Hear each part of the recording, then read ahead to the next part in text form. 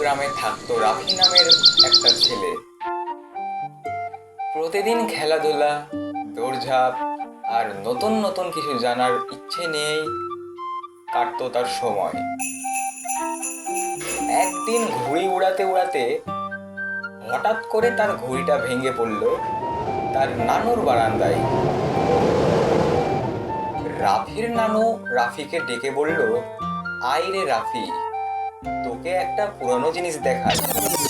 নানু কাঠের বাক্স খুলে বের করলেন একটি পুরনো কলম। বাক্সে ছিল একটি পুরাতন কলম। তিনি আস্তে আস্তে করে বললেন, এই কলম দিয়ে যা লিখবে তাই সত্যি হয়ে যাবে, তবে কিছু শর্ত হলো সবসময় শুধু ভালো কাজেই ব্যবহার করতে হবে। রাফি কলমটা নিয়ে নিজের খাতায় একটা ছোট্ট মাছ আঁকলো। ওয়াও! মুহূর্তেই খাতার ভেতর থেকে আসল মাছ লাফিয়ে উঠল। What? রাফি চমকে উঠলেও খুব খুশি হলো। সে দৌড়ে ছুটে গেল তার বন্ধুদের দেখাতে। রাফির বন্ধুদের ভিড়ের মাঝে দাঁড়িয়েছিল গ্রামের দুষ্টু ছেলে রাহুল।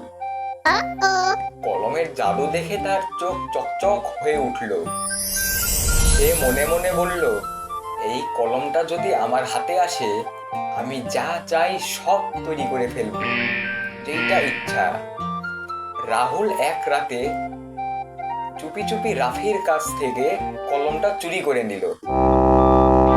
আর তখনই রাহুল জেগে উঠেছিল।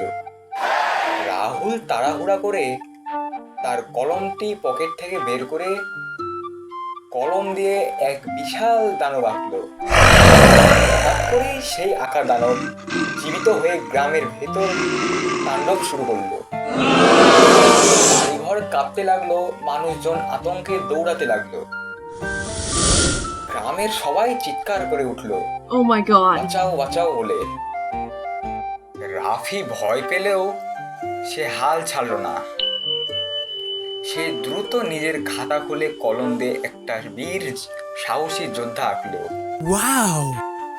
মুহূর্তেই সে যোদ্ধা জীবিত হয়ে দানবের সামনে দাঁড়ালো। তারপরেই শুরু হলো এক ভয়ঙ্কর লড়াই। শেষে রাফি লিখে দিল, দানব মিলিয়ে যাক। সঙ্গে সঙ্গে দানব অদৃশ্য হয়ে গেল। আহা! সবাই রাফিকে ধন্যবাদ দিল থ্যাংক ইউ। এবং রাফির নানু মুচকি হেসে বলল, দেখলে রাফি, ভালো কাজ করলে শক্তি আশীর্বাদ পাওয়া যায়, আর খারাপ কাজ করলে সেটা অভিশাপ হয়ে ফিরে আসে। তারপর থেকে রাফি প্রতিজ্ঞা করল সে আর কখনো এই কলম খারাপ কাজে ব্যবহার করবে না। একটা ছোট্ট শহরে থাকতো আরিয়ান নামের এক ছেলে। What?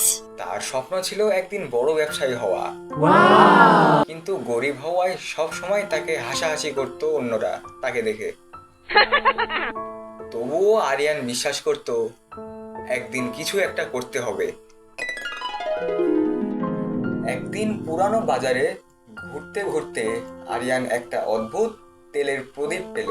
Surprise! দোকানদার হেসে বলল, এটা পুরনো, কেউ কিনতে চায় না, What? তুই চাইলে নিয়ে যা, এটা আমার কোনো কাজে আসে না।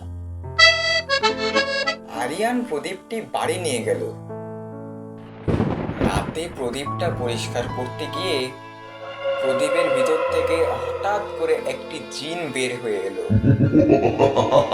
সে গম্ভীর কণ্ঠে বলল, তুমি আমাকে এই প্রদীপটা থেকে বের করেছো, তাই আমি তোমার দাস। তুমি 3টা ইচ্ছে করতে পারো। আরিয়ান বিস্ময়ে স্তব্ধ হয়ে গেল। প্রথম ইচ্ছায় আরিয়ান চাইল আমার পরিবার যেন আর কখনো অভাবে না থাকে। হঠাৎ তার ঘর ভর্তি হয়ে গেল খাবার আর সোনাদানা দিয়ে। তার মা খুশিতে কেঁদে ফেলল। What? দ্বিতীয় ইচ্ছায় সে বলল, আমার শহরের সব গরিব মানুষ যেন সুখে থাকে। শহরের রাস্তাঘাট বদলে গেল।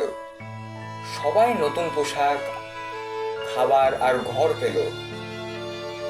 মানুষ খুশিতে আরিয়ানকে আশীর্বাদ করতে লাগলো। কিন্তু শহরের এক লোভী ব্যবসায়ী করিম এটা দেখে সহ্য করতে পারল না। সে একদিন রাতে চুপি চুপি আরিয়ানের ঘরে ঢুকে প্রদীপটা চুরি করে নিল। Oh my god. করিম বলল, এখন আমি হব সবচেয়ে ধনী। করিম প্রদীপটি চুরি করে জিনকে দিয়ে দানব, সোনা আর প্রসাদ চাইতে লাগলো। কিন্তু তার লোভে সবকিছুই উল্টোপাল্টা হয়ে গেল।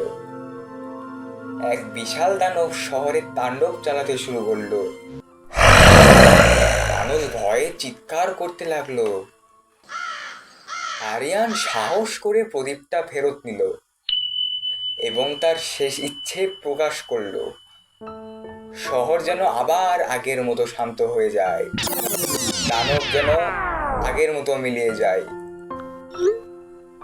জিন মাথা নত করে সব ঠিক করে দিল। Thank you. করিম লজ্জায় শহর ছেড়ে চলে গেল। আরিয়ান বুঝলো সত্যিকারের শক্তি লোভে নয়, মানুষের উপকারে ব্যবহার করাতেই আনন্দ। সে তারপর থেকে প্রতিজ্ঞা করলো তার স্বপ্ন আর ইচ্ছা সব সময় মানুষের ভালোতেই ব্যবহার করবে। তো গাইস, ভিডিওটির সেকেন্ড পার্ট দেখতে হলে এখনই চ্যানেলটি সাবস্ক্রাইব করো।